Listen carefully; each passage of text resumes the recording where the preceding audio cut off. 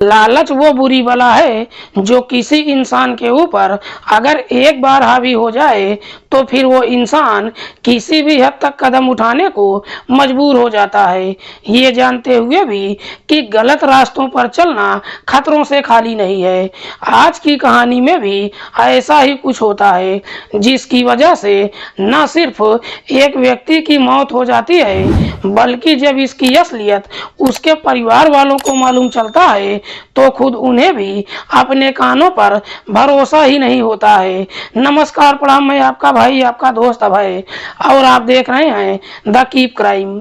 दोस्तों, आज की जो सच्ची कहानी मैं आपको सुनाने जा रहा हूँ, ये सच्ची कहानी है आसाम प्रदेश के गुवाहाटी शहर की। गुवाहाटी का एक थाना पड़ता है जुलकबारी।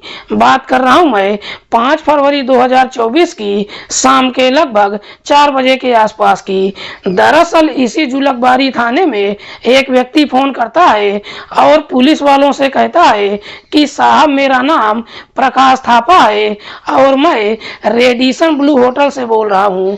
दरअसल इस होटल के कमरा नंबर 922 में एक व्यक्ति का डेड बॉडी पड़ा हुआ है, आप लोग जल्दी से आ जाइए। प्रकाश जैसे ही इस तरह की बातें कहता है, पुलिस फौरन ही अपनी टीम के साथ होटल में पहुंच जाती है और सबसे पहले उस डेड बॉडी को चेक करती है तो मालूम चलता है कि मरने वाले व्यक्ति की उम्र है लगभग 48 से 50 साल के आसपास। उसकी डेड बॉडी को देखकर साफ अंदाजा लगाया जाता है कि शायद उस व्यक्ति ने अपनी अंतिम सांस तक संघर्ष किया होगा, जिससे ये भी अंदाजा लगाया जाता है कि शायद अपराधी एक नहीं बल्कि एक से ज्यादा रहे होंगे, क्योंकि डेड बॉडी के नाक और मुंह से भी काफी मात्रा में खून भी बह रहा था। पुलिस घटनास्थल का काफी बारीकी से मुआयना करती है, लेकिन बावजूद इसके पुलिस को कोई सबूत नहीं मिलता है। पुलिस जब इस पूरे वारदात के बारे में होटल मैनेजर प्रकाश से पूछताछ करती है तो प्रकाश पुलिस वालों को जवाब देता है कि साहब, जब मैंने आपको फोन किया था उसके ठीक 10 मिनट पहले रिसेप्शन पर एक अनजान नंबर से फोन आया था। फोन करने वाले व्यक्ति ने बताया कि आपके होटल के कमरा नंबर 922 में जो व्यक्ति ठहरा हुआ है, दरअसल उसकी तबीयत काफी खराब है, उसे तुरंत ही हॉस्पिटल लेकर जाओ। जब मैं कमरे में चेक करने के लिए आया तो इस व्यक्ति को मृत अवस्था में पाया। पुलिस प्रकाश से पूछताछ करती है कि यह व्यक्ति कौन है और कहां का रहने वाला है। इस पर प्रकाश पुलिस वालों को जवाब देता है कि साहब, ये हमारे होटल का रेगुलर कस्टमर है, इसका नाम है सुरेश कामली। सुरेश जो पूना का रहने वाला है और डायमंड और कार का बहुत बड़ा व्यापारी है। प्रकाश पुलिस वालों से कहता है कि साहब, सुरेश अपनी एक महिला मित्र के साथ इस होटल के कमरे को बुक किया था। प्रकाश जैसे ही महिला का नाम लेता है, पुलिस फिर से पूछताछ करती है कि वो महिला कौन है और कहां पर है। इस पर प्रकाश पुलिस वालों से कहता है कि साहब, मुझे ये तो नहीं मालूम है कि वो कहां है, लेकिन उसका नाम है अंजलि शाह, जो पश्चिम बंगाल के हावड़ा की रहने वाली है। अंजलि, जिसकी उम्र है लगभग 26 साल के आसपास।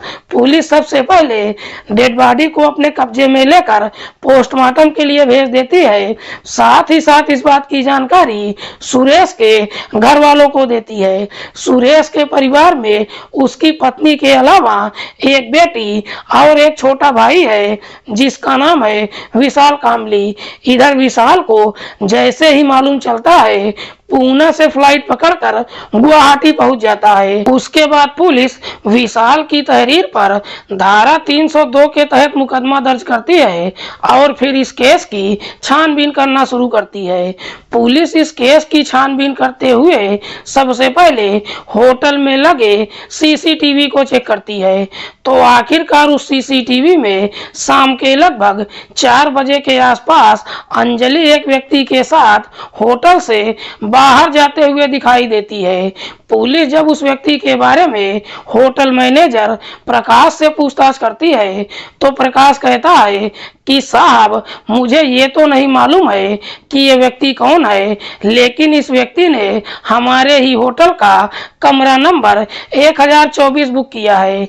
पुलिस जब रजिस्टर को चेक करती है तो मालूम चलता है कि उसका नाम विकास शाह है। विकास, जिसकी उम्र है लगभग 27 साल के आसपास, जो पश्चिम बंगाल के हावड़ा का ही रहने वाला है। पुलिस जैसे ही दोनों को सीसीटीवी में देखती है, इन दोनों का मोबाइल सर्विलांस पर डाल देती है। दरअसल दोनों का मोबाइल ऑन ही नहीं होता है, बल्कि दोनों का लोकेशन गुवाहाटी के रेलवे स्टेशन का दिखाई देता है। लेकिन इससे पहले कि पुलिस रेलवे स्टेशन पर जाती, इन दोनों का लोकेशन गुवाहाटी के एयरपोर्ट की तरफ जाते हुए दिखाई देने लगता है। पुलिस उस लोकेशन का पीछा करना शुरू कर देती है और एयरपोर्ट के रास्ते से ही एक टैक्सी से विकास और अंजलि को अपनी हिरासत में लेकर रात के लगभग 10 बजे के आसपास थाने पहुंच जाती है और फिर इन दोनों से सुरेश की हत्या के बारे में पूछताछ करती है। इस पर विकास और अंजलि तुरंत ही अपनी सच्चाई कबूल कर लेते हैं, लेकिन दोनों जब इस हत्या की पूरी कहानी बताते हैं तो वाकई में इसे सुनने के बाद खुद सुरेश के परिवार वालों को भी अपने कानों पर भरोसा ही नहीं होता है। दरअसल इस कहानी की शुरुआत होती है इस घटना से ठीक लगभग 1 साल पहले, जब सुरेश अपने बिजनेस के सिलसिले में कोलकाता के नेताजी सुभाष चंद्र एयरपोर्ट के रेस्टोरेंट में जाता है। जब इस रेस्टोरेंट में जाता है तो इसी रेस्टोरेंट में पहली बार सुरेश अंजलि को देखता है। दरअसल अंजलि इसी रेस्टोरेंट में स्टोर मैनेजर है। सुरेश जब पहली बार अंजलि को देखता है तो उसकी खूबसूरती देखकर पहली नजर में ही उसे पसंद कर लेता है। उसके बाद सुरेश जब भी कोलकाता में जाता है अक्सर इसी रेस्टोरेंट में जाता है और फिर अंजलि से बातचीत करने के लिए उसके करीब जाने की कोशिश करने लगता है। जब बार बार रेस्टोरेंट में जाता है और जब अंजलि की तरफ अजीब निगाहों से देखता है तो अंजलि को भी समझने में देर नहीं लगती है कि सुरेश उसे पसंद करने लगा है। हालांकि सुरेश और अंजलि की उम्र में काफी फासला होता है, क्योंकि अंजलि उस रेस्टोरेंट की मैनेजर थी। एक दिन जाकर सुरेश से बातचीत करती है।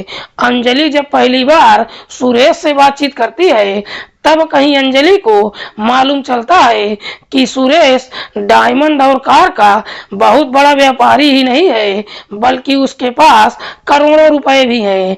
अंजलि को जैसे ही मालूम चलता है कि सुरेश के पास करोड़ों रुपए हैं, अंजलि भी अपने आप को रोक नहीं पाती है और अपने आप को सुरेश के हवाले कर देती है। और आखिरकार सुरेश और अंजलि के बीच में प्रेम प्रसंग शुरू हो जाता है। सुरेश और अंजलि के बीच में जब प्रेम प्रसंग शुरू होता है, दोनों एक दूसरे से संबंध ही नहीं बनाते हैं, बल्कि सुरेश अंजलि को महंगे महंगे गिफ्ट भी देने लगता है, जिसे देखकर अंजलि भी इस प्रकार से खुश हो जाती है कि दिल खोलकर अपना सब कुछ सुरेश के ऊपर लुटाना शुरू कर देती है। हालांकि दोनों के बीच में जब प्रेम प्रसंग शुरू होता है, इस बात की जानकारी सुरेश की पत्नी को कभी मालूम नहीं चलता है। धीरे धीरे लगभग 1 साल का समय गुजर जाता है। इस 1 साल में सुरेश और अंजलि कई बार एक दूसरे से संबंध बनाते हैं, लेकिन जैसे ही 1 साल का समय गुजरता है, अंजलि के जीवन में विकास प्रवेश करता है। विकास जो पश्चिम बंगाल के हावड़ा का रहने वाला है और एक प्राइवेट कंपनी में नौकरी करता है। विकास और अंजलि की जब मुलाकात होती होती है, दोनों के बीच में भी प्रेम प्रसंग शुरू हो जाता है। लेकिन अंजलि का जब विकास के साथ प्रेम प्रसंग शुरू होता है, अंजलि विकास को सुरेश के बारे में कुछ भी नहीं बताती है, बल्कि मौका निकालकर दोनों के साथ मुलाकात करती रहती है।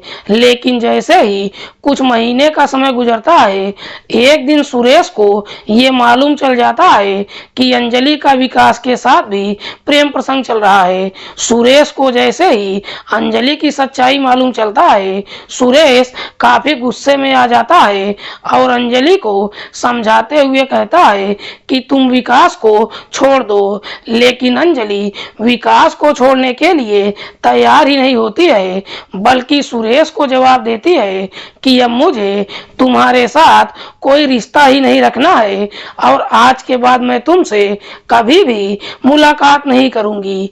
अंजलि जैसे ही इस तरह का जवाब देती है, सुरेश काफी सोच में पड़ जाता है, क्योंकि सुरेश अंजलि से शादी करने का फैसला कर चुका था। सुरेश अंजलि को काफी समझाने की कोशिश करता है, लेकिन अंजलि सुरेश की बात मानने के लिए तैयार ही नहीं होती है। इधर सुरेश को जब पूरा भरोसा हो जाता है कि अंजलि अब उसकी बात नहीं मानेगी, अब सुरेश अंजलि को ब्लैकमेल करने लगता है।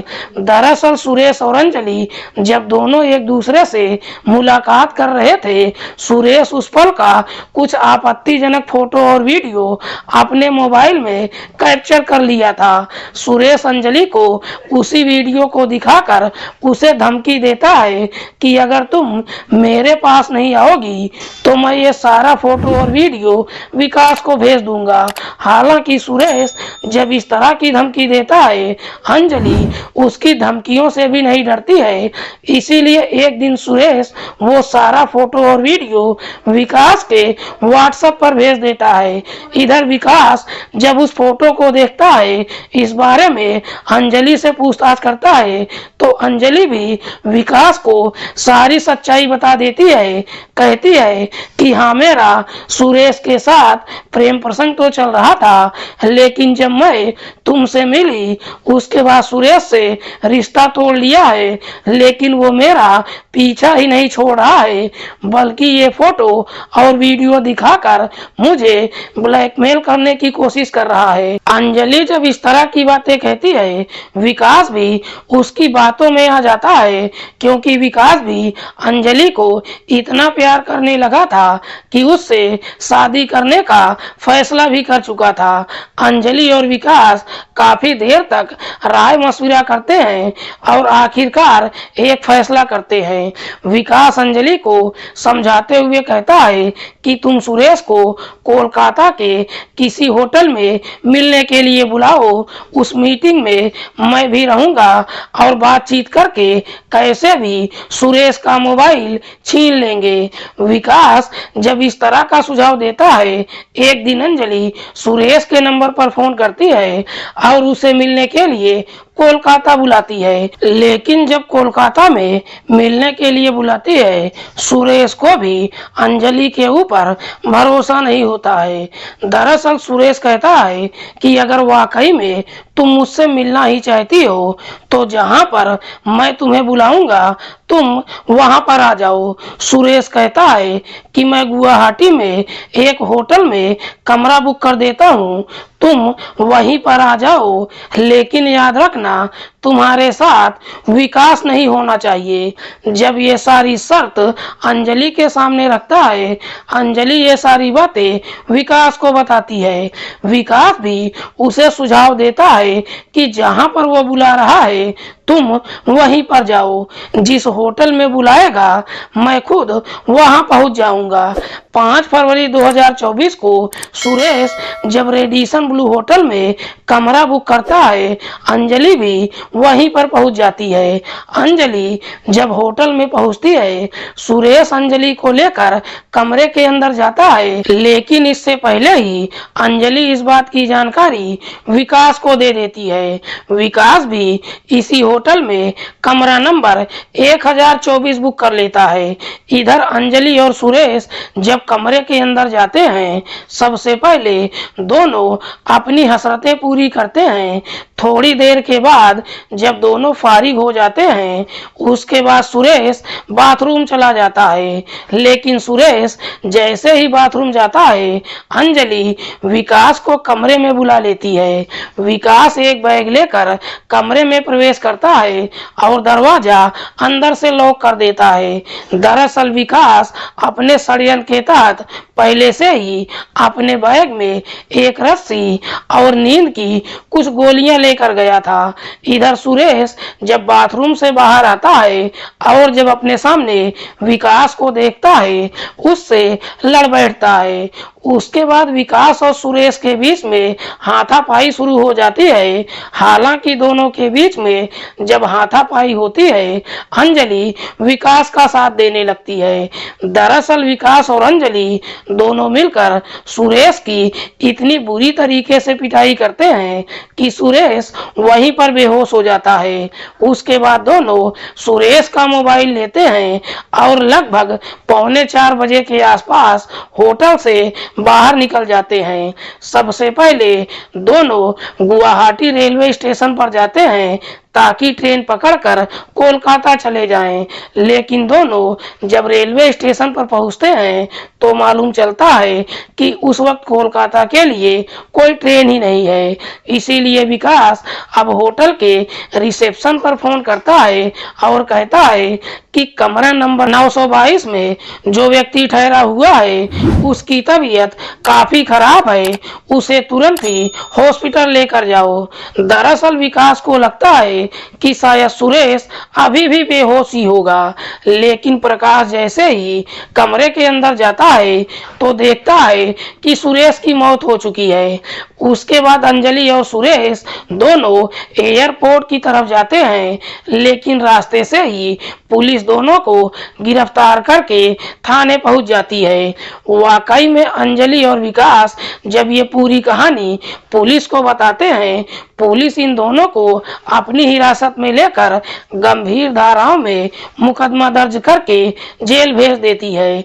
दोस्तों, इस पूरी घटना के बारे में आप क्या सोचते हैं? आप अपनी राय कमेंट बॉक्स में हमको जरूर दीजिएगा। मिलते हैं किसी और सच्ची कहानी के साथ।